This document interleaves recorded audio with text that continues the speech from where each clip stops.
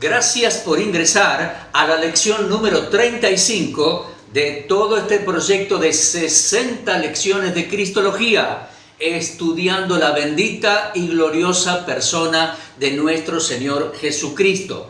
Por estos días, por estos últimos videos, estamos estudiando Cristo, su enseñanza. En el video, en la lección número 33, hemos estudiado Cristo, su enseñanza, por medio de sus discursos y sermones. En el video, en la lección número 34, hemos estudiado Cristo, su enseñanza, por medio de sus parábolas. Bueno, bienvenidos a la lección número 35. Vamos a estudiar, aquí ponemos el título, Cristo, su enseñanza en las distintas áreas de la vida.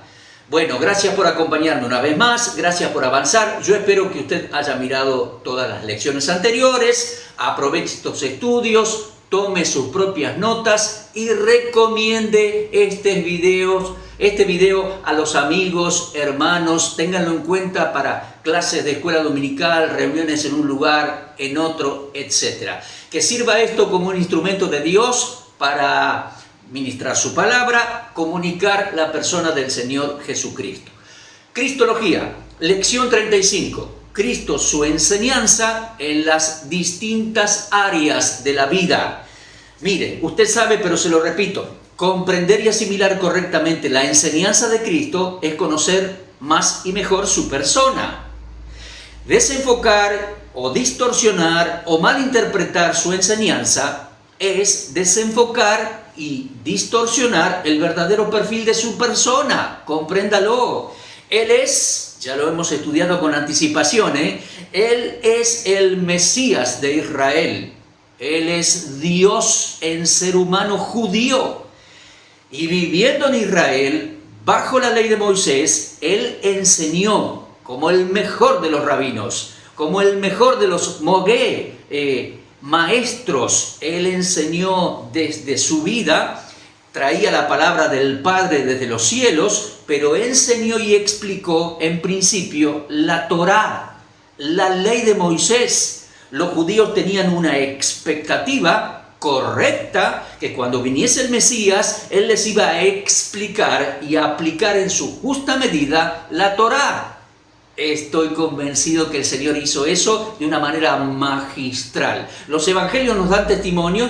Bueno, los evangelios son muy sintéticos, nos dan poca información, pero estoy convencido que Él desarrolló toda una línea de enseñanza magnífica, comenzando desde la Torá, la ley de Moisés, y luego avanzó, por supuesto, por los profetas y los salmos, todo el Antiguo Testamento, ¿verdad? Pero en principio Él vino para enseñar la Torá. Bien, voy a compartir con ustedes una serie de 11 tópicos, 11 temas de los cuales Él enseñó. Y quiero decirles, esto va a ser una rápida y una reducida lista de temas, de su magnífica enseñanza, amplia, magnífica, exacta. Bueno, vamos a comenzar. Su enseñanza. Punto número 1. Vamos a repasar y a encuadrar bien su línea de enseñanza. ¿De dónde Él viene? ¿Cuáles eran sus influencias y sus fuentes? ¿Se preguntó? Claro, es muy importante. Cuando nos encontramos con un escritor, con un predicador, con un filósofo, un religioso, nos preguntamos, ¿de dónde viene? ¿Cuáles son sus fuentes para hablar así, para escribir así? Bueno, el Señor no escribió, el Señor llegó a la Galilea enseñando como ninguno, de una manera magistral. Traía la palabra del Padre porque Él es el profeta anunciado en Deuteronomio 18 que traería las palabras del Padre mismo desde el cielo, las palabras de Dios. En Juan 1 leímos, estudie los videos anteriores, leímos que Él es el Logos, la palabra, la máxima expresión de Dios en ser humano. Y eso es magnífico. Entonces Él traía la palabra desde el cielo, pero además enseñó la Torá de una manera exacta, precisa y completa. Eso lo descubrimos desde su primer sermón en el libro de Mateo. Mateo 5, 6, 7. Capítulo 5, capítulo 6, capítulo 7. Él va a la Galilea, porque fue presentado por el Padre en el bautismo en el Jordán, allá en Betábara, cerca de Jericó. Cuando él sale del agua, el Padre lo presenta. Lo presenta como el Mesías de Israel. Él dice, este es mi Hijo amado, en quien mi alma se complace. Obviamente lo de Hijo amado tiene que ver con el Salmo 2. El Hijo, el Mashiach, el ungido, que pondrá por rey en Sión. El Cristo había llegado. Fue a la Galilea, porque en la Galilea tenía que presentarse. Claro, Isaías capítulo 9, del 1 al 7, lo anunciaba con 700 años de anticipación. Mire usted, y él comenzó predicando en la Galilea, sanando a las personas, etc. Pero la enseñanza de él fue magnífica y fue magistral. Subió a la ladera del monte. Así cuando vamos en nuestros viajes a Israel visitamos aquellos lugares, magnífico. Y allí él dio su sermón del monte, capítulo 5, 6, 7. Pero déjeme decirle algo, en los llanos también enseñó lo mismo, y en las aldeas, pueblitos, ciudades y en las sinagogas, por varios meses. No fue simplemente un discurso, un sermón, por varios meses enseñó la Torá. Mateo nos da unos pocos ejemplos de cómo él enseñó mandamientos puntuales allí. Oíste que fue dicho, no adulterarás, pero yo les digo, y ahí vino la explicación. Oíste que fue dicho, no matarás, pero yo les digo, y ahí vino la explicación. ¿Sabe? Yo estoy convencido que él hizo eso con los 613 mandamientos de la Torá. Los explicó y fue lugar por lugar conversando y enseñando a la gente. Y aún enseñó en las sinagogas.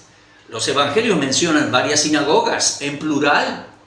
Y específicamente menciona la sinagoga de Nazaret, menciona la sinagoga de Capernaum y menciona Magdala. Y sabe, en estos últimos 10 años, el mayor descubrimiento arqueológico allá en Israel, en la zona de la Galilea, ha sido el pueblo de Magdala.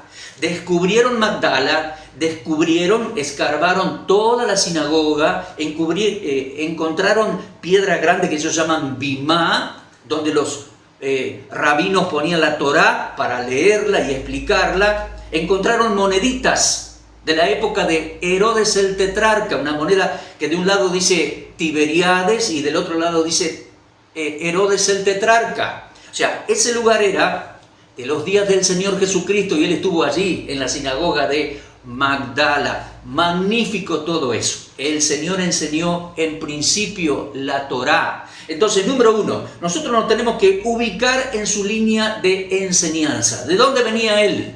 Bueno, él venía del cielo y traía la palabra del Padre, sí. Pero además, él venía como judío, nacido de mamá judía, nacido bajo la ley. Y con todo lo que él sabía, vino a enseñar como nunca y como nadie la Torá, la ley. ¿Lo comprende? Nunca saquemos de sus palabras de ese contexto y de ese trasfondo. Él traía la palabra del Padre, pero además enseñó la Torá y luego los profetas y los salmos. Y yo diría, en ese orden vamos a seguir conversando al respecto. Lo leemos en Mateo 5. Él dijo, no he venido para abrogar la ley, he venido para cumplirla. Vino para cumplirla y para enseñarla tal como era la expectativa mesiánica. Magnífico. En Mateo capítulo 6, el escritor nos hace ver cómo él enseñó la halajá. Bueno, halajá es lo que han escrito los judíos en cuanto a la interpretación de la ley. Libros y libros, normas y normas. Pero yo hablo de la halajá del Señor Jesucristo, como él aplicó la ley a las cuestiones prácticas de la vida. Mateo capítulo 6. Su enseñanza, su línea de enseñanza. Ahora, tenga cuidado. Yo lo expliqué en las lecciones anteriores, pero lo voy a repasar. Cuando él fue rechazado en la Galilea, me refiero rechazado por los rabinos de la sinagoga de una manera muy fuerte, él se retiró para no tener controversia fuerte con ellos y comenzó otra línea de enseñanza que encontramos en Mateo 13, las parábolas de Mateo 13. Yo le explicaba un poquito en la lección anterior. 7 parábolas hay en Mateo 13 y nos indican cómo él administraría el mundo y cómo está administrando el mundo entre su rechazo y su regreso 21 siglos después. Las 7 parábolas de Mateo 13. Magistral enseñanza. Él había sabido sacar de su buen tesoro y exponer las cosas viejas, la Torá, el Tanaj, y también de ese tesoro sacar cosas nuevas, porque en Mateo 13 comenzó a enseñar cosas nuevas. Bien, tal y cual lo dice en Mateo 13, 52. Recuerde, él además avanzó en otras líneas de enseñanza, anunció que iba a formar un nuevo pueblo, su iglesia. Eso está en Mateo 16. Y finalmente en Mateo 24 y 25 les explicó a los discípulos qué señales previas habría en el mundo, en Israel, en Judea, en Jerusalén, señales previas a su regreso a Jerusalén, y avanzó un poquito más y les enseñó cómo va a ser juez y rey, cómo va a juzgar a su regreso. Mateo 24 y 25. Luego de resucitado, en Lucas 24 leemos que les explicó de nuevo a sus discípulos, porque ahora estaban en mejores condiciones de comprenderlo, les explicó todo lo que de él decían Moisés, los profetas y los salmos. Mire, él no fue elevado al cielo enseguida después de resucitar, no. Compartió tiempos con sus discípulos, se manifestó a sus discípulos, y en esos días, desde su resurrección hasta el día 40, que fue elevado al cielo desde el Monte de los Olivos, en esos días les volvió a enseñar, y ahora comprendieron bien sus discípulos todo lo que de él decían Moisés, los profetas y los salmos. ¿Lo puede comprender?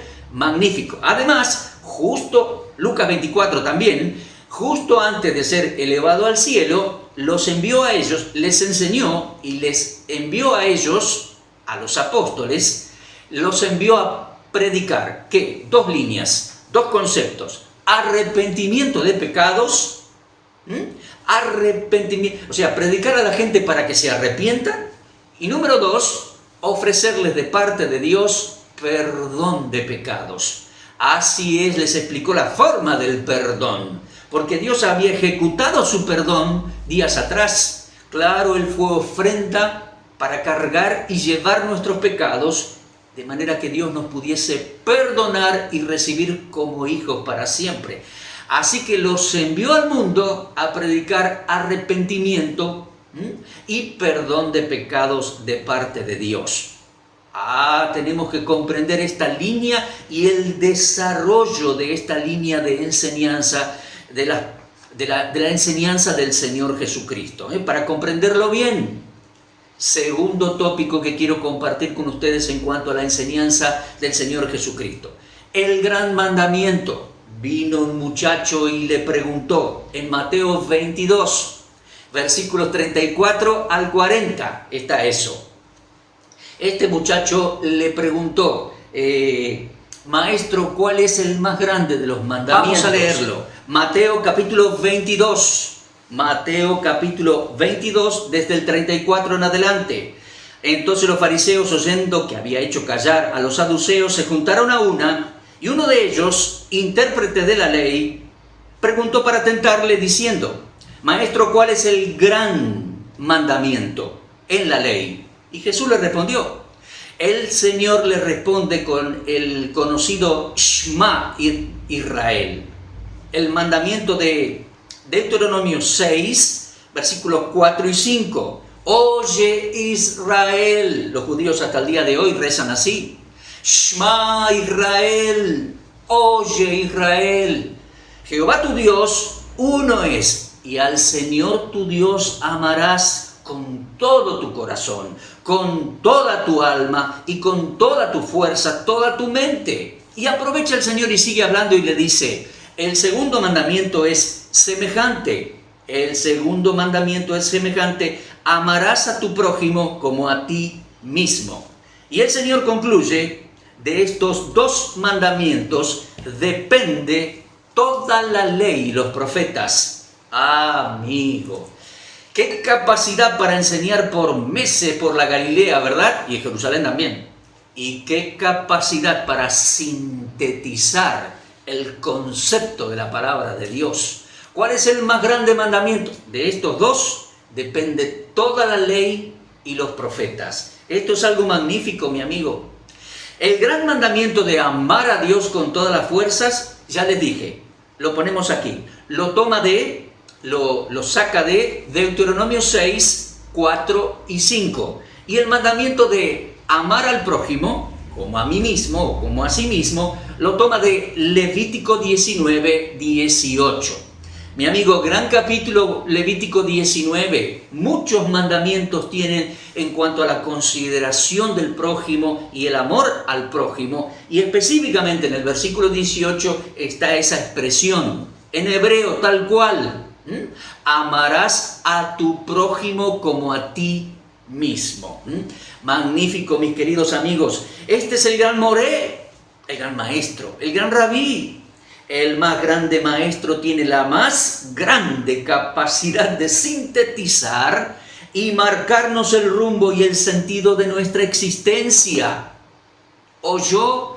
Claro que sí, porque difícil es leer todos los 613 mandamientos, fueron dados para los judíos, pero ¿cómo sintetizamos todo eso? Yo creo que ningún otro judío ni ningún otro ser humano podría haberlo hecho o pudo haberlo hecho. Él lo hizo. Primer mandamiento. Mire, esto marca el rumbo de nuestro sentir, de nuestra existencia. Primer gran mandamiento, amarás a Dios con todas tus fuerzas, con toda tu alma. El segundo mandamiento, amarás, es semejante, dijo él, amarás a tu prójimo como a ti mismo. Y destaca, de estos dos mandamientos depende toda la ley y los profetas. Mateo 22:40. Mis amigos, esto es algo sensacional. Nadie lo pudo decir mejor o igual. ¿Sabe qué? Los enseñadores modernos van diciendo que el ser humano tiene que amarse a sí mismo porque se ama poco. Los enseñadores modernos van diciendo que el ser humano debe aprender a amarse y amarse más, autoestima y amarse a sí mismo. No, mi amigo, no. Según el Señor Jesucristo, la vida, la existencia humana no es ponerse en un rinconcito a lamer nuestras propias heridas y esperar o demandar que alguien nos ame. No, el sentido de la vida, el sentido de la existencia humana es amar, no esperar ser amado. Es amar, es dar amor. Y en primera instancia, a Dios, nuestro Creador. Dios único y verdadero. Y el segundo mandamiento es semejante, amar al prójimo. No esperar que me amen, o esperar que me vengan, o reclamar que me vengan a amar. Esto es algo magnífico, mis queridos amigos. Nos marca el sentido de nuestra existencia. Tercer tópico, avancemos por favor. Tercer tópico en la enseñanza de Cristo, el valor del matrimonio. Vamos ahora a Mateo capítulo 5. En Mateo capítulo 5, Él enseñó de manera sencilla en cuanto al valor del matrimonio. Y lo voy a leer así, Mateo 5, 27 al 32. Él dijo allí en el Sermón del Monte, oíste que fue dicho, no cometerás adulterio. Pero yo les digo que cualquiera que mira a una mujer para codiciarla, ya adulteró con ella en su corazón. Por tanto, si tu ojo derecho te es ocasión de caer, sácalo y échalo de ti. Mejor te es que se pierda uno de tus miembros y no que todo tu cuerpo sea echado al infierno. Si tu mano derecha te es ocasión de caer, córtala, échala de ti, pues mejor es que se pierda uno de tus miembros y no que todo tu cuerpo sea echado al infierno. Mateo 5:31. Oíste que fue dicho, cualquiera que repudia a su mujer, dele carta de divorcio. Pero yo le digo que el que repudia a su mujer, a no ser por causa de fornicación, hace que ella adultere. Qué grave es eso. Y el que se casa con la repudiada, comete adulterio. Son palabras muy serias y muy importantes de nuestro Señor Jesucristo, hablando sobre el valor del matrimonio. Hay más. En Mateo capítulo 19, lo ponemos aquí, en Mateo 19 vinieron a preguntarle acerca del divorcio, porque en aquellos días había dos diferentes escuelas rabínicas interpretando ciertas leyes y hablando del divorcio. Una era muy liberal.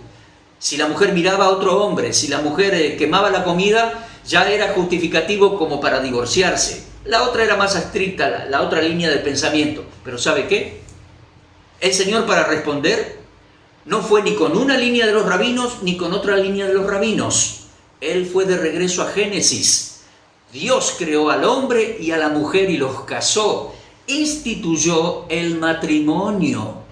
Le vinieron a preguntar sobre el divorcio y él le dio valor al matrimonio desde la creación de Dios. Voy a leer sus palabras. Mateo capítulo 19, versículo 3 hasta el 12. Vinieron a él los fariseos tentándole y diciéndole, ¿es lícito? Mire la pregunta, ¿es lícito divorciar, repudiar a su mujer por cualquier causa? Porque algunos lo decían, por cualquier causa. Respondiendo, versículo 4, les dijo, ¿no habéis leído? Paro. Muchas veces el Señor dijo esto, ¿no habéis leído? O a veces dijo, ¿qué dice la ley? ¿Cómo lees?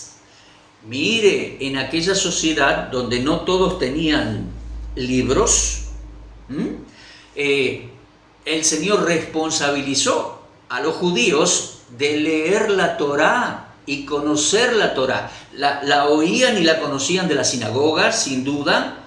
Qué importante es leer. Y dice el Señor, ¿no habéis leído que el que los hizo al principio, varón y hembra los hizo? Mi amigo, la historia del Génesis es historia real y no es una leyenda. Está confirmada por Jesucristo y confirmada por el apóstol Pablo en Romanos 5 y en 1 Timoteo capítulo 2. El Señor Jesús dice, ¿no habéis leído que el que los creó al principio, varón y hembra, los creó y los unió en matrimonio? Mire, versículo 5, dijo, por esto el hombre dejará a su padre y su madre, se unirá a su mujer y ellos dos serán una sola carne. Mire esa expresión, una carne. Y después dice, versículo 6, léalo, así que no son ya más dos. Lo podemos poner aquí, no son ya más dos, sino una sola carne. Por tanto, lo que Dios juntó, no lo separe el hombre. Entonces, versículo 7, le dijeron, ¿por qué pues Moisés mandó dar carta de divorcio y repudiarla a la mujer? Moisés no mandó, no era un mandamiento repudiarla. El Señor va a usar la justa palabra. Moisés permitió. Versículo 8.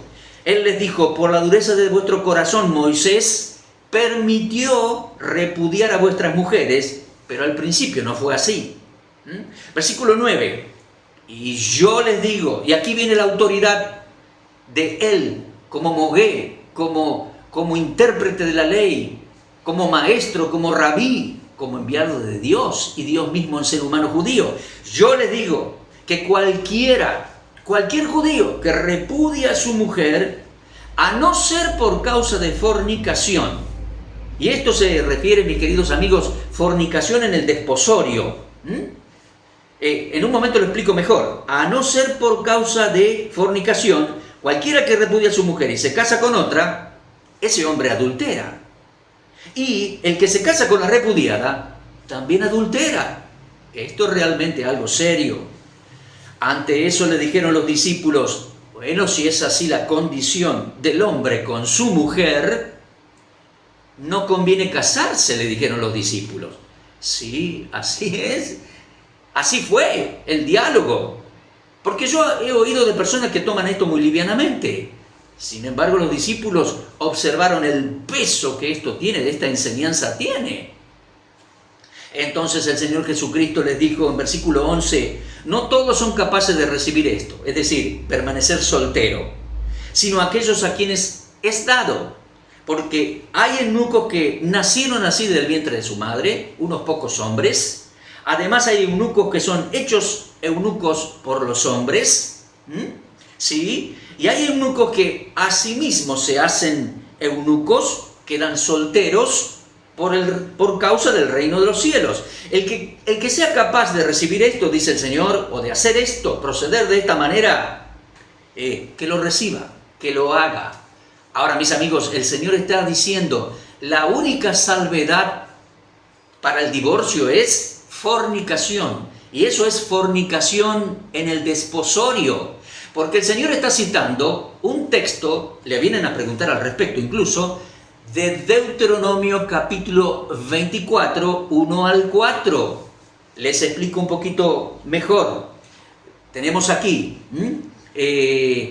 en Deuteronomio capítulo 24, del 1 al 4, es la cita de la Torá que el Señor habla con ellos. Le vinieron a preguntar acerca de eso. No era un mandamiento de Moisés, era algo que Moisés permitió y no era así al principio. Bien, para entender esto en su contexto y trasfondo, querido hermano, como ya hemos dicho tantas veces, para entender esto, usted, yo, debemos leer bien en voz alta, bien detenidamente, Deuteronomio 22, Deuteronomio 23 y Deuteronomio 24. En esos 3 capítulos de la ley, la Torá, se presentan varias leyes y juicios. Y varios tienen que ver en diferentes casos de fornicaciones y violaciones en solteros y en desposados y en casados. Léalo con atención. Deuteronomio 22, 23, 24. Allí está legislado, estipulado, varias leyes y varios juicios para diferentes casos de fornicaciones y violaciones en solteros y en desposados. Allí se especifica qué hacer, cómo juzgar el caso de las fornicaciones consentidas. Para un momento. En Israel, el casamiento era primero una etapa llamada el desposorio. El joven y la joven doncella, la Virgen de Israel, la jovencita, estaba comprometida en lo que se llamaba un desposorio. Era un compromiso, era casamiento, pero no se convivía con el marido. Luego venía el casamiento en sí y la convivencia. En esa etapa de desposorio o de promesa o de compromiso, si sucedía alguna fornicación o si sucedía alguna violación de la joven, aquí están las leyes estipuladas. Y si la joven dio voces, es decir, si cuando alguien la violó gritó, ya sea que estaba en el campo, ya sea que estaba en la ciudad, si gritó, si pidió ayuda, o fue una fornicación consentida, de acuerdo.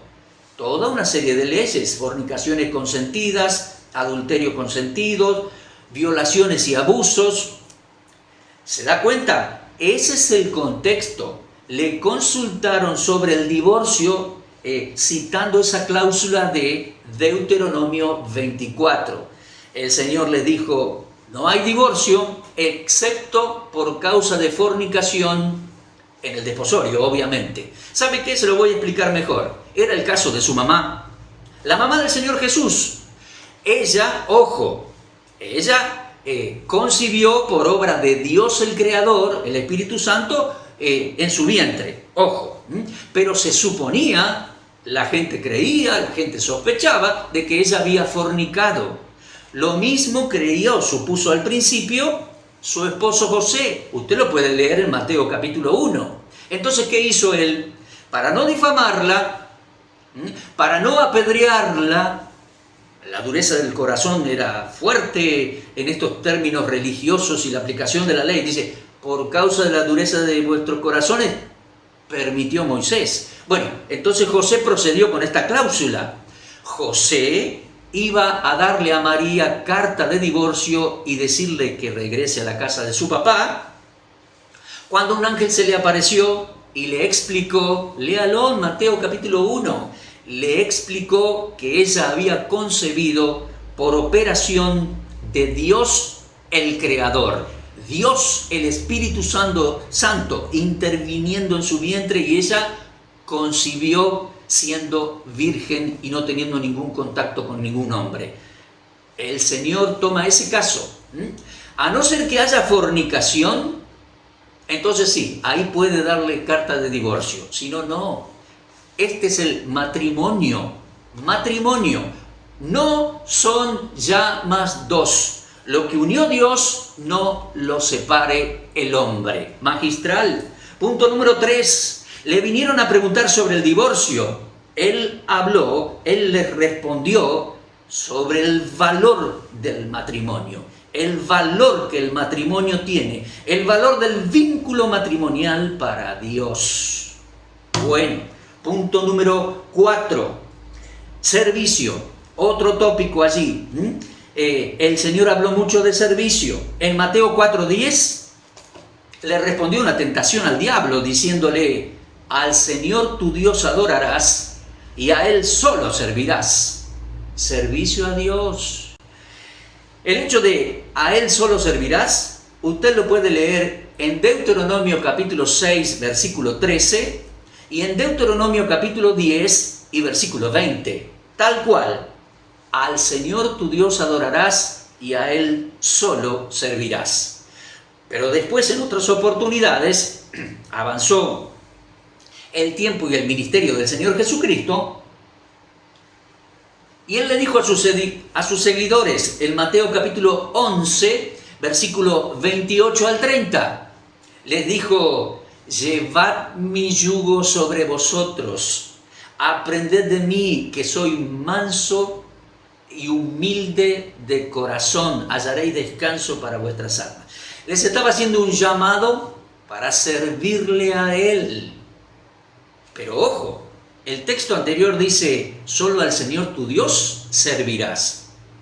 Sí, Él era Dios en ser humano judío, mi amigo, sí. Y en Juan 12:26, Él declaró lo siguiente: si alguien me sirviere, mi Padre le honrará. Eso es algo magnífico.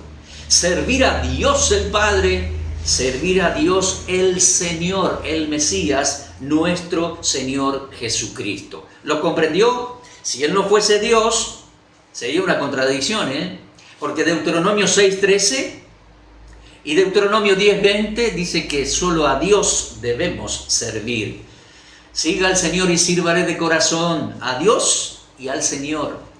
Sí, y recuerde su promesa: si alguno me sirviese, mi Padre le honrará.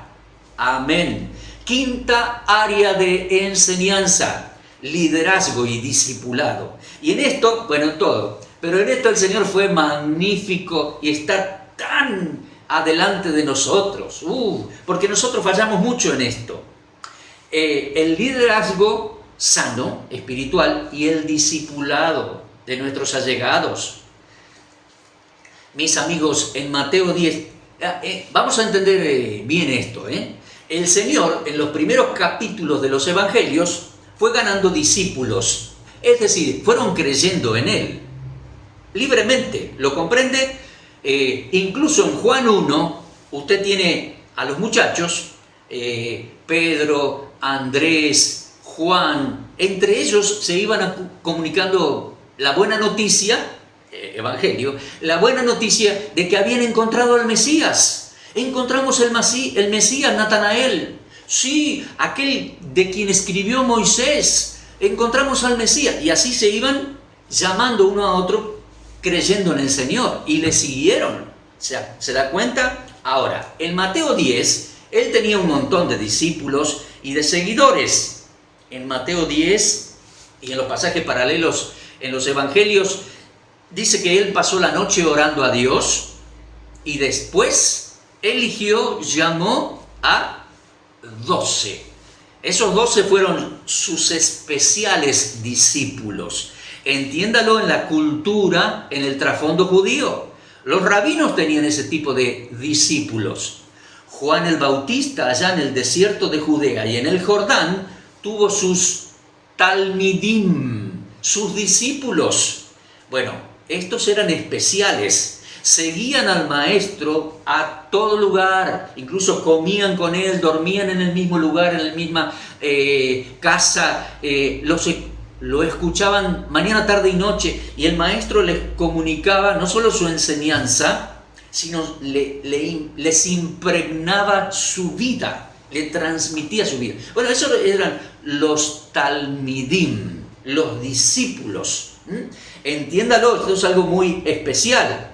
Y él hizo en ellos una enorme tarea de formación.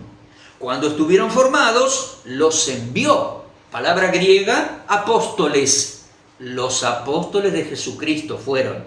Solo uno de ellos cayó, falló, el hijo de perdición que lo traicionó. ¿Lo puede entender? Anote, en Juan 15, él les dijo, yo soy la vid verdadera. Israel era la vid, pero fracasó en llevar fruto para Dios. Ahora viene él y dice, yo soy la vid verdadera, mi padre es el labrador, ustedes son los pámpanos, los que llevan el fruto. Permanezcan unidos a mí, claro, separados de él. Y él lo dice, separados de mí, nada podéis hacer. Bien, y en Juan 15, 16, aquí lo lee, Juan 15, 16, él les dice, yo los elegí y los he puesto para que vayáis y llevéis fruto y vuestro fruto permanezca. Ojo, cuando dice los elegí, no está hablando de salvación. No. Los discípulos habían creído en él en el capítulo 1 de Juan. Se iban dando la grata noticia de que habían encontrado al Mesías, un muchacho al otro y así. Y fueron creyendo en él para ser salvo, para conocer su persona, para seguirle. Acá el Señor se está refiriendo al respaldo que Él les daba. Les estaba diciendo, yo soy la vid, ustedes tienen que estar unidos a mí.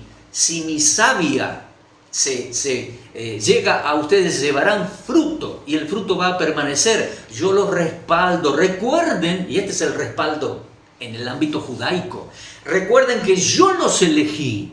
Yo ese día en la Galilea los elegí a los 12 para que fuesen mis talmidim. Fue algo especial, es un respaldo especial. Nunca lo olvides. Les habló a los 11 discípulos, porque Judas ya se había ido. Ya de esa última noche junto a sus discípulos. Les habló a los 11. Recuerden, muchachos, los envío al mundo. Ustedes son mis talmidim, mis discípulos, yo los elegí y los he puesto para que vayáis y llevéis fruto y vuestro fruto permanezca. Eso es algo magnífico, mis amigos. Mire, el Señor hizo una enorme tarea de formación de sus vidas. Recuerde Juan 1, allá ellos le siguieron por años. Y después recuerde Mateo 10, los eligió a los 12, quedaron 11 y los puso y los respaldó para que llevaran fruto y el fruto de ellos permaneciese. En Juan 17, usted lo puede leer, Juan 17, versículos 6 al 19, en la última noche allá, saliendo de la cena, la última cena, justo antes de bajar el valle del Cedrón para ir al Getsemaní, oró el Señor aquella magnífica oración. Juan capítulo 17, desde versículos 6 al 19, oró por sus 11 muchachos. Mire, los primeros versículos es algo que tiene que ver entre el Señor y el Padre. Juan 17, del 1 al 5. Desde versículos 6 al 19, el Señor ora por los que el Padre le dio, estos 11, que al principio eran del Padre. ¿Por qué? Porque antes que Él llegase a la Galilea predicando, Estos muchachos eran creyentes en la Torá, en el Tanaj, asistían a la sinagoga de Capernaum y a otras, Capernaum, Nazaret y otras, eran discípulos del Padre.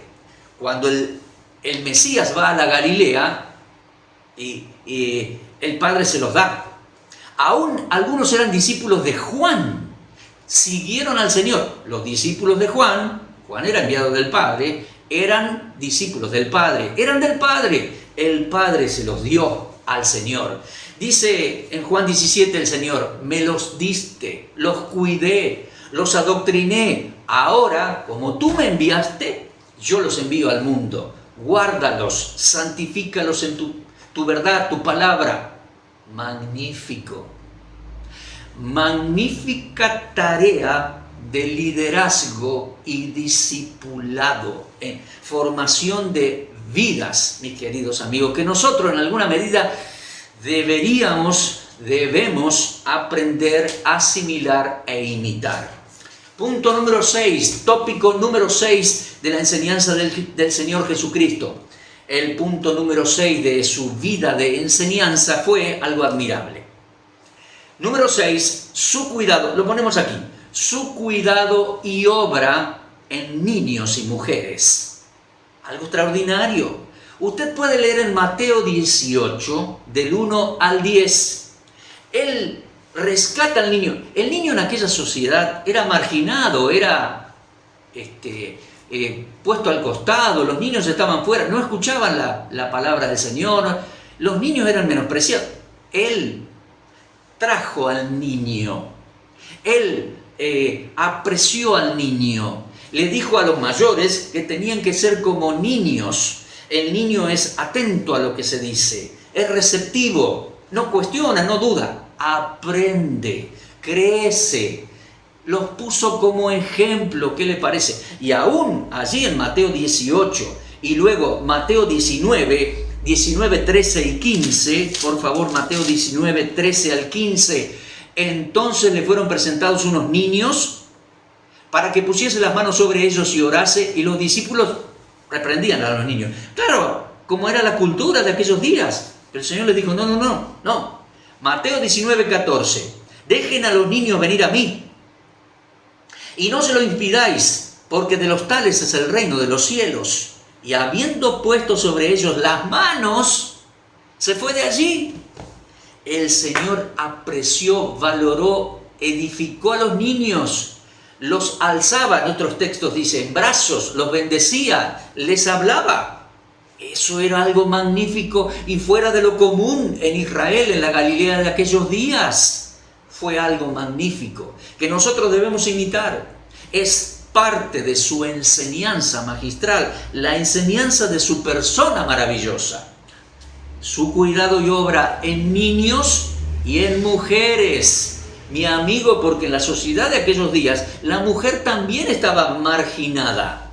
Claro, me dicen, he leído, los rabinos por siglos han sido, algunos de ellos, un poco machistas. Mire, la mujer estaba marginada, pero podemos leer en Lucas capítulo 8, voy a buscar rapidito, Lucas capítulo 8, que a él le siguieron varias mujeres.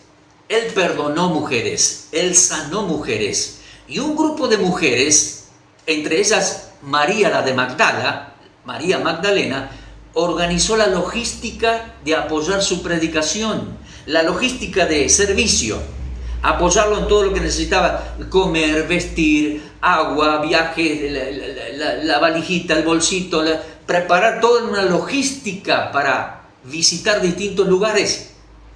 Toda una logística preparada por mujeres que él les transformó la vida. Vamos a leerlo. Lucas capítulo 8. Aconteció después que Jesús iba por todas las ciudades y aldeas, predicando y anunciando el evangelio del reino de Dios, y los 12 con él, toda una comitiva. No eran solamente 13, eran muchos más. Los 12, el Señor y otros más que le seguían. Bien, ahí va la comitiva por toda la Galilea. Y algunas mujeres, versículo 2, mire eso, algunas mujeres que habían sido sanadas de espíritus malos y de enfermedades, María, que se llamaba Magdalena, por haber nacido en Magdala, o era de Magdala, después de ella habían salido 7 demonios. Y ella dedicó su vida a seguir y servir al Señor con otras mujeres. Mire, Juana, versículo 3, mujer de Chuza que era intendente de Herodes. Sí, el Herodes que se menciona aquí en los evangelios, el Herodes que ahora han demostrado científicamente que existió allí, con la monedita en la sinagoga de Magdala, en la ciudad de Magdala, el hallazgo arqueológico de la moneda de Herodes. Chuza, Juana, la mujer de Chuza, el intendente de Herodes, Susana, dice Lucas 8:3, y otras muchas mujeres que le servían, a él servían, aunque servían a todo el grupo de los 12 y toda la comitiva, le servían de sus bienes, ponían de su dinero para servirle. Era un privilegio, era un gozo. Ahora se hizo un movimiento que llamó mucho la atención. No vaya a creer que era habitual eso. Los rabinos comenzaron a tener celos, a molestarse de todo ese movimiento. Fue algo realmente magnífico. Y mire, si usted lee los evangelios, comprenderá que estas mujeres le acompañaron sirviéndole hasta Jerusalén. Y en los últimos días, y estas mujeres estuvieron delante de su crucifixión. Y estas mujeres estuvieron delante de su sepultura. Y estas mujeres, algunas de ellas fueron las primeras en recibir la grata noticia extraordinaria de que Él había resucitado. Mire, la obra del Señor en vidas, en niños y en mujeres.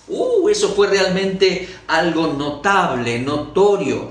Fue algo sencillamente maravilloso, fuera de lo común y magnífico.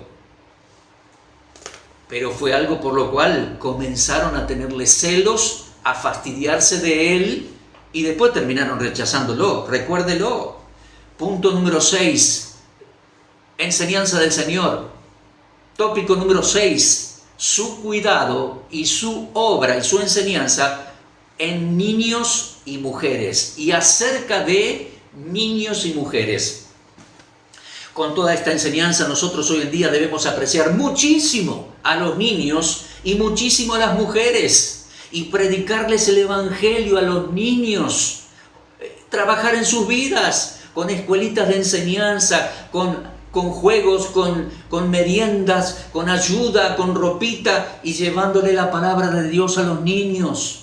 Y atendiendo a las mujeres de afuera y de adentro de la iglesia. El Señor nos dejó su enseñanza.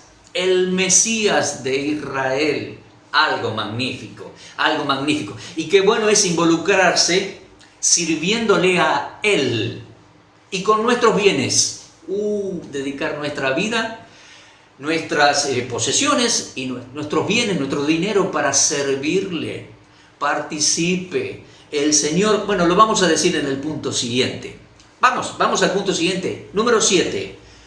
Otro tópico de enseñanza en cuanto a ofrendas y limosnas. Leamos. Número 7 en cuanto a ofrendas y limosnas. Mire, el Señor enseñó de una manera tan franca, tan sencilla, tan hermosa. En Juan 6, en Mateo 6, aquí lo ponemos. En Mateo 6, como parte del Sermón del Monte, allí en la ladera de la montaña, allí en la Galilea, allá abajo el lago de Galilea, hermosísima geografía. En Mateo capítulo 6, Él le va a decir, guardaos de hacer vuestra justicia delante de los hombres. Aquí lo ponemos. ¿Cómo? Claro, porque, mire, en el concepto latino, darle algo a un pobre, a un indigente, a un necesitado, es hacer caridad. Viene del latín, caritas, amor, caridad por el pobre. Ese es el concepto latino. En el concepto judaico, pasar al lado de un pobre, un mendigo, y darle unas monedas, era hacer justicia. Es otro concepto, es otra palabra, es otra idea. era hacer justicia social dentro de la hermandad del pueblo de Israel bajo la ley de Moisés. Guardaos, y aquí viene la enseñanza del Señor, guardaos de hacer vuestra justicia delante de la gente para ser aplaudidos, para ser reconocidos, para ser alabados. No, que tu mano, mira, que lo que tu mano derecha da no lo sepa tu izquierda. Una forma de decir, no lo publiques. Una manera tan ilustrativa de decirlo, ¿no? Magnífico. Entonces, él enseñó en cuanto a ofrendas y limosnas. Cumplí con tu justicia para con los hermanos, tu justicia social, tu ayuda al pobre. Pero no lo hagas para ser visto. No lo hagas para buscar aplausos, reconocimiento, un buen concepto de la gente. No, hacelo para Dios y en función de obedecer su palabra y ayudar al prójimo. Segundo, el Señor, allí nomás, en capítulo 6, lo de no deis para ser visto, estaba, creo que se los dije, Mateo 6, del 1 al 4. Bien, avanzando un poquito, en Mateo 6, 19 y 20, el Señor dice, el Señor desafía, el Señor nos alienta y anima a hacernos tesoros en los cielos. Lo repito, lo ponemos aquí. Mateo 6, 19 y 20. El Señor dice, confórmense con el diario vivir. Tienen buenas propiedades. En el diario vivir moderno. Casa, auto, sustento. Además de eso, acumulen tesoros en los cielos. Es lícito que tú tengas lo que tengas. Pero el gran desafío es, el Señor enseña, haceos tesoros en los cielos. El Señor dice, no hagan tesoros en este mundo donde la polilla come, porque una de las formas de hacer tesoros era guardar ropajes, alfombras, telas. La polillita se lo come. No hagáis tesoros en la tierra donde el orín corrompe. Otra forma de acumular tesoros era por medio de metales. Y el Señor dice, el herrumbre, el óxido corrompe. Y ojo, no hagáis tesoros en los cielos porque los ladrones se lo roban, se lo hurtan. Mire, entonces el gran consejo y el gran desafío del Señor es: haceos tesoros en los cielos. Allá son y están seguros. ¿Cómo hacer tesoros en los cielos? ¿Cómo acumular allá? Sirviendo al Señor, invirtiendo en su obra, con nuestros propios bienes, haciendo que la obra de Dios avance, con nuestros propios bienes y nuestro propio dinero, avanzar emprendimientos para la predicación y la enseñanza de la palabra de Dios. Claro que sí. Así que no deis para ser vistos, ofrendas y limosnas, haceos tesoros en los cielos. Y otra enseñanza fabulosa, magistral como ninguno. Observó que una viuda pobre ponía 2 moneditas allá en el templo en Jerusalén. Venían los ricos y hacían sonar el lugar. Había un gran lugar donde se volcaba así todo. Los ricos ponían muchas monedas, dinero. Pero la viuda pobre fue y puso 2 moneditas. El Señor la vio. El Señor nos ve y ve nuestras acciones, hermanos. Él es el Dios que me ve, el viviente que me ve. Mire. Y es bueno. Su mirada está sobre nosotros para premiar nuestras buenas acciones. Bueno, sigo. Él vio a la viuda pobre, puso 2 monedas y enseñó algo magistral el Señor. Él dijo así, lo leemos allí, usted lo puede leer en Marcos 12, 41 al 44. ¿Sabe una cosa? Lo voy a leer porque es algo muy bueno. Marcos 12, y les dije, Marcos 12, lo tengo aquí, versículo 41 al 44. Estaba Jesús sentado delante del arca de la ofrenda, allá en el patio de las mujeres, en el templo en Jerusalén. Miraba cómo el pueblo echaba dinero en el arca. Todo el mundo lo podía mirar. Es decir, muchos cercanos. Y muchos ricos echaban mucho. Y vino una viuda pobre y echó 2 blancas, o sea, un cuadrante. Echó 2 moneditas. Entonces el Señor llamó a sus discípulos, a los cuales estaba preparando, llamó a sus discípulos y les dijo: de verdad les digo, amén, amén, que esta viuda pobre echó más que todos los que han echado en el arca de las ofrendas, porque todos han echado de lo que les sobra, pero ella, de su pobreza, echó todo lo que tenía, todo su sustento. Gloria a Dios, el Señor pudo verlo y evaluarlo, juzgarlo.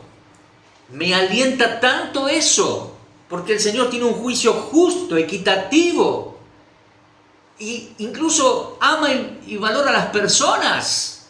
Ella dio proporcionalmente más que todos, porque dio de lo que casi no le quedaba, era su propio sustento, no tenía casi nada. Me alienta a participar en la obra de Dios con mis ofrendas en la proporción que yo tengo y más, porque Él sabe reconocerlo. Él ama al dador alegre. ¿Qué le parece? Algo sensacional. Magnífico la enseñanza del Señor Jesucristo.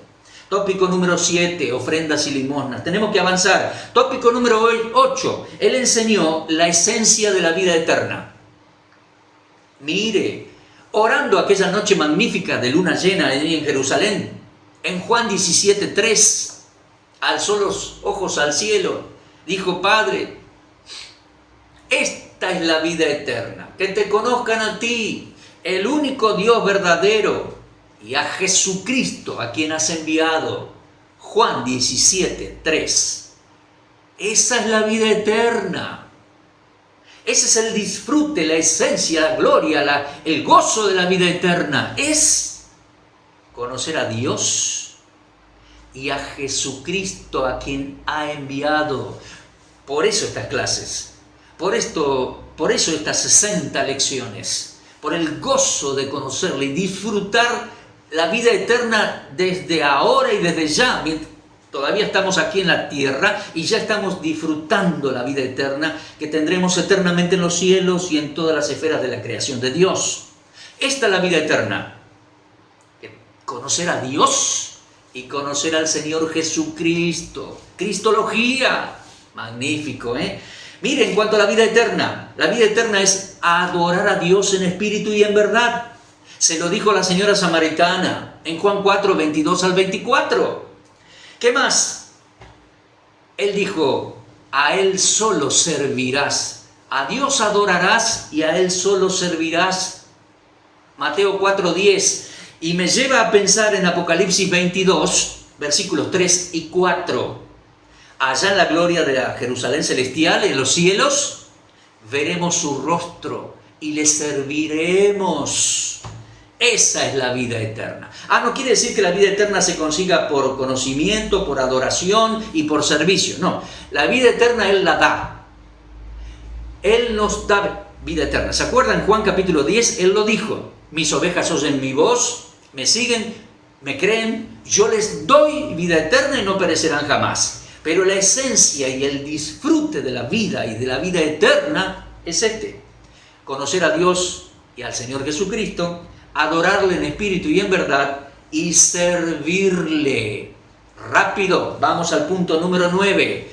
En la enseñanza el Señor habló mucho de pecado, justicia y juicio. Y la noche que despidió a sus discípulos, se despidió de sus discípulos, les dijo: el Espíritu Santo va a venir a ustedes y los va a respaldar para redarguir al mundo, para convencer al mundo de los mismos tópicos: pecado, justicia y juicio. En Mateo 5 dijo clarito: adultera, esto es fornicación, esto está escrito: no matarás, pero el que agrede a un hermano ya es culpable. Habló de pecado. ¿Cuántas veces? En Mateo 16:4 habló de pecado.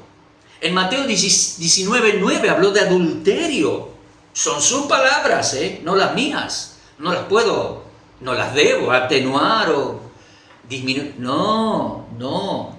En Marcos 9, lo ponemos aquí, versículo 42 al 48, ahí habló del infierno, advirtiéndole a la gente que se arrepientan, porque si no, la paga del pecado es muerte.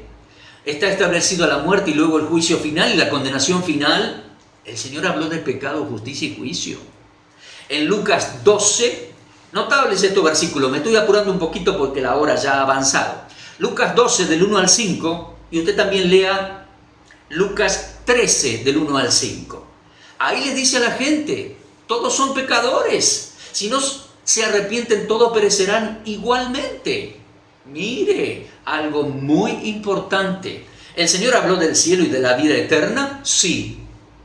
Pero también habló de pecado, justicia, juicio y infierno final, lago de fuego. Atención a sus palabras y su enseñanza.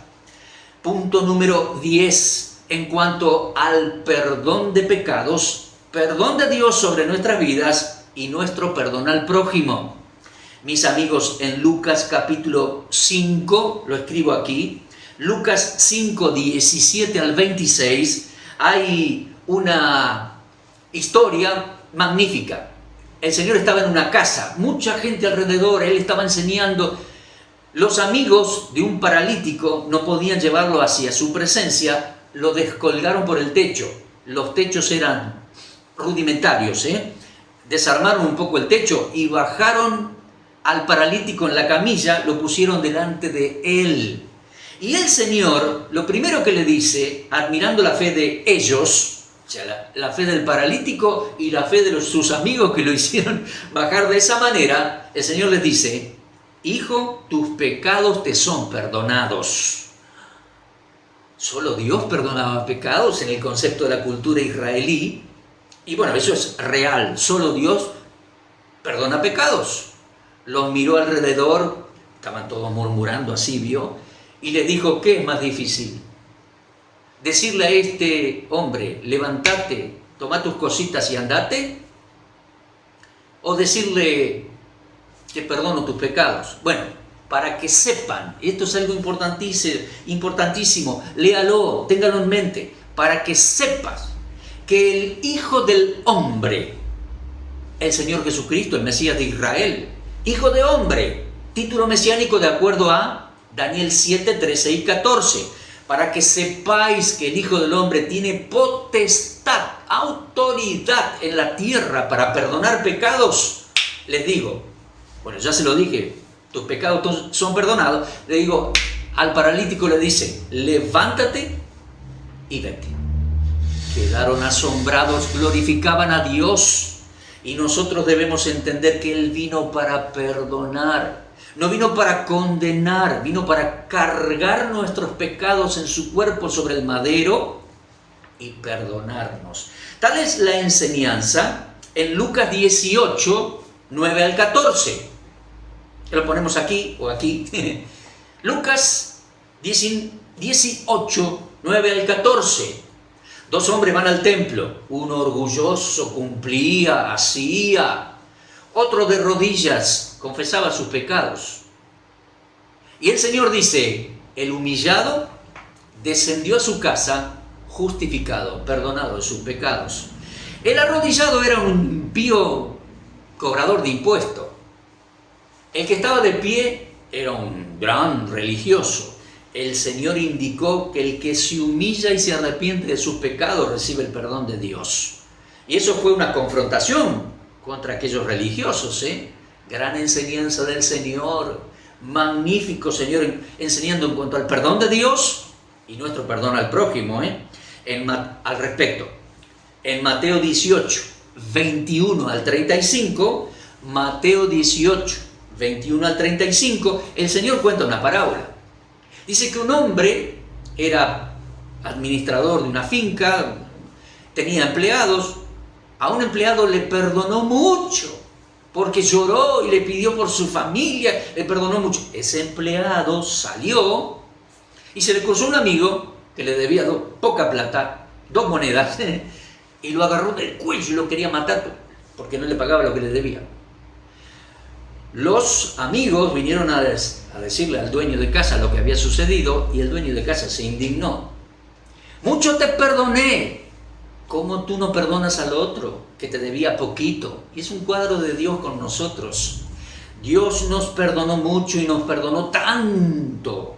¿Cómo nosotros, como yo, usted, no va a perdonarle un poquito de lo que nos hizo el prójimo? Gran enseñanza la del Señor Jesucristo. Debo perdonar porque Dios me perdonó tanto, porque el Señor me perdonó primero. Enseñanza en cuanto al perdón. Y bueno, en Lucas 24, versículos 46 y 47, justo antes de ascender al cielo, Lucas 24, 46 al 47, el Señor reunió a sus discípulos y los envió al mundo a predicar. ¿A predicar qué? Arrepentimiento y perdón de pecados. Prediquen, la gente se tiene que arrepentir y de parte de Dios recibir el perdón de pecados. Días atrás, recuerde, eso fue en Lucas 24, el Señor ya había resucitado. ¿Sabe por qué los discípulos fueron enviados a predicar un mensaje de perdón? Porque días atrás Dios en Jerusalén había ejecutado su perdón. Claro, cargó nuestros pecados, los pecados de toda la humanidad, en su cuerpo sobre el madero, en el cuerpo del Señor Jesucristo en la cruz y en la crucifixión. Él llevó nuestros pecados para que nosotros fuésemos perdonados y recibidos por Dios. Yo espero que usted haya creído en Cristo como el gran Mesías, Dios en ser humano judío, el gran Señor, el gran Salvador. Su sangre nos limpia de todo pecado, Dios nos perdona en Él. Y ahora dice que debemos perdonar a nuestro prójimo y hacerle saber a otros su evangelio, que Dios nos ama, que la gente debe arrepentirse y recibir el perdón de Dios. Perdón de Dios a través de la persona y la obra de Cristo. Tópico número 11, la hora se extendió. Y mire, el tópico número 11 en la enseñanza de Cristo es el Espíritu Santo. Él enseñó mucho, mencionó mucho acerca del Espíritu Santo. Ruach HaKodesh en hebreo. El Espíritu Santo de la promesa, dijo él. ¿Por qué lo dijo así? Porque el Espíritu Santo que Dios prometió a todos aquellos que creyesen en el Mesías y entrando en el vínculo del nuevo pacto. Lo prometió en Ezequiel 36. El vino, vendría vino dentro nuestro. El Espíritu Santo de la promesa. Espíritu Santo, Espíritu de verdad. Le llamó en la última cena, vamos a ver cuando veamos toda una lección en cuanto al Mesías y el Espíritu de Dios, vamos a ver que él habló mucho del Espíritu Santo y le llamó en 4 oportunidades a los paracletos. El otro paracleto, el otro enviado de Dios. Cuántos tópicos de enseñanza que hay en el Señor. Entonces, les vuelvo a decir, próximamente, siendo un tema tan amplio y tan importante, la obra del Espíritu de Dios en la vida y obra del Mesías, voy a dedicar una lección, un video por completo a el tema del el Mesías de Israel, nuestro Señor Jesucristo y el Espíritu Santo de Dios, el Paracleto. Toda una lección completa de el Mesías y Ruach HaKodesh, el Espíritu Santo de Dios.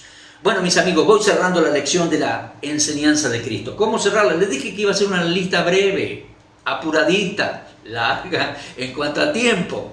Bien, ¿sabe qué? Dice Mateo 7, 28 y 29. Muchos judíos en la Galilea se admiraron de su enseñanza porque les enseñaba como quien tiene autoridad. Fue magnífico, fue magnífico. Y en el templo en Jerusalén, lo leemos en Juan capítulo 7.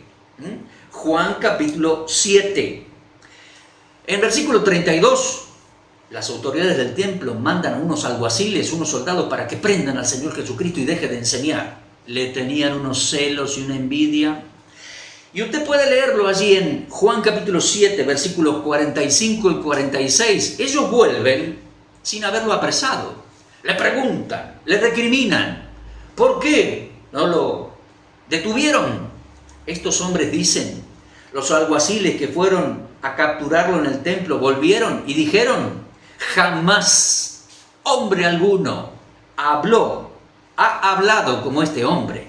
Léalo allí, Juan 7:46. Ellos dijeron, jamás hombre alguno ha hablado como este hombre. Así es, mis amigos. Más allá de los disertadores políticos, más allá de todos los disertadores griegos, los filósofos, más allá de todos los disertadores de las religiones, jamás hombre alguno ha hablado como este hombre. En Mateo 21 y 22 le vinieron a hacer en el templo una serie de preguntas difíciles. Se las respondió todas y los admiraba con sus respuestas. De última, leemos en Mateo 22:45. Desde ese momento, cuando le respondió la última, los dejó sin palabras. Desde ese momento, nadie más osó hacerle preguntas. Algo extraordinario, mi amigo. Realmente extraordinario. Y el concepto de la gente en la Galilea, Mateo 7:28 y 29, se admiraban de su doctrina. En el templo, Juan 7:46, los alguaciles dijeron, jamás hombre alguno ha hablado como este hombre. Mateo 22:45 los dejó sin palabras. Nadie osó preguntarle más. Admirable enseñanza. Yo lo admiro con toda mi alma. ¿Y usted, mi amigo, admira la enseñanza del Señor Jesucristo? ¿Aprecia con admiración su enseñanza? Porque su enseñanza es la comunicación de su persona. No olvide, estudiamos Cristología. Su magnífica persona. Bueno, espero que esto haya sido útil para su vida, que haya conocido un poco más y mejor al Señor Jesucristo, el gran Mesías de Israel, nuestro Señor y Salvador. Y espero que usted se haya arrepentido de sus pecados y le haya recibido como su Salvador personal. Magnífico Señor, magnífico y excelente Maestro. Bueno, gracias por haberme acompañado en esta oportunidad. Les espero en nuestra próxima video lección. Muchas gracias.